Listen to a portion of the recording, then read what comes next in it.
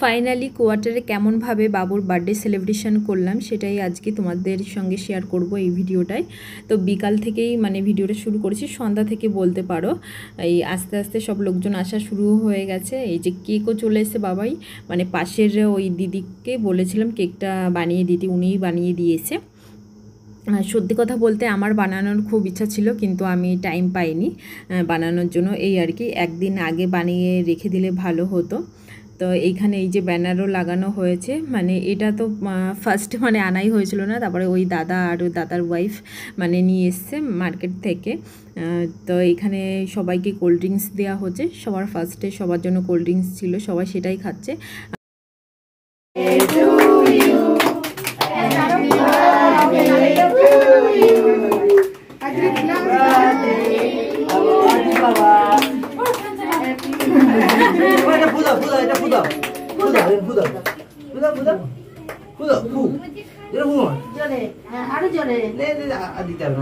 अपने आप बुझ जाएगा, फैन चल गया। ले ले अपने आप ले छोड़ छोड़ ना ए हो ये लो छोड़ दियो ना एकदम ना नीचे भागो, एक फोटो तुले ना নিয়ে তো ফটো তুলে দাও, সবাই মিলে তুলে নাও। ये छोड़ ना सब वीडियो फोटो तो ले लो उसका, दीदी का एक फोटो। মোমবাতি ছোট পাইনি, আর মোমবাতি জ্বালানো ছিল বলে ফ্যানটা 2-1 মিনিটের জন্য অফ করা ছিল। মানে এতটা গরম লাগছিল, মানে দম বেরিয়ে যাওয়ার অবস্থা। শাড়ি পরার কোনো ইচ্ছাই ছিল না। তা সবাই যেহেতু কোনো একটা অনুষ্ঠান হলে, মানে বার্থডেই বলো কারোর অ্যানিভার্সারি হলো, সবাই মোটামুটি একটু শাড়ি পরে নেয়। তা আবার কেউ কিছু বলবে, সবাই বলবে যে দিদি শাড়ি পরনি কেন, সেই কারণে একটু পরলাম। তারপর এদিকে খুবই ব্যস্ত হয়ে গেছিলাম। এদিকে তোমার দাদাভাই বলছে যে ঠিক আছে, আর কটা লুচি রয়েছে সেগুলো আমি ভাজতে লাগি, মানে আটা মাখা রয়েছে।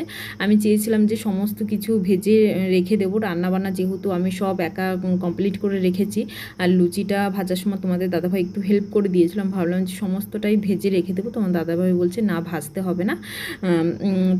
তাহলে আমি ভাবছিলাম যে লোকজন আসলে তাহলে আর অসুবিধা হবে না, এই আর কি। না ওই খেতে দেওয়া, তার মধ্যে এই ছোটো রান্নাঘরের মধ্যে আবার যদি ভাজাভাজি করতে হয়, একটা ভীষণ প্রবলেম হয়ে যায়। আর ভীষণ গরম, দেখো আমার গরমে অবস্থা খারাপ হয়ে যাচ্ছে।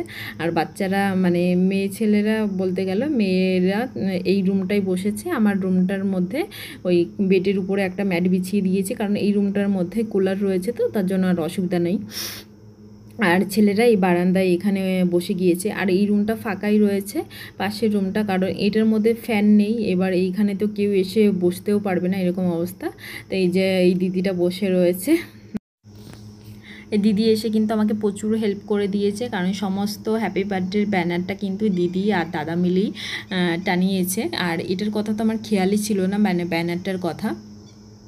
তো বেলুন ছিল, ভাবলাম যে বেলুনই টানাবো, পরে আবার তোমার দাদাভাই ব্যানারটা আনালো, ভালোই হয়েছে।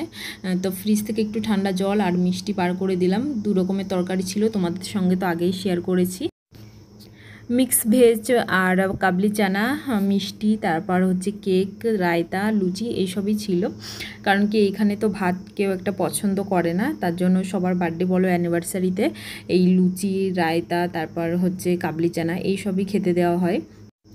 একটু ফাঁকা টাইম পেয়ে আমরা বসে একটু আড্ডা মারছিলাম। কি বলছিলাম আমরা सबाई मिले, चलो तुम्हारे एक शोनाई।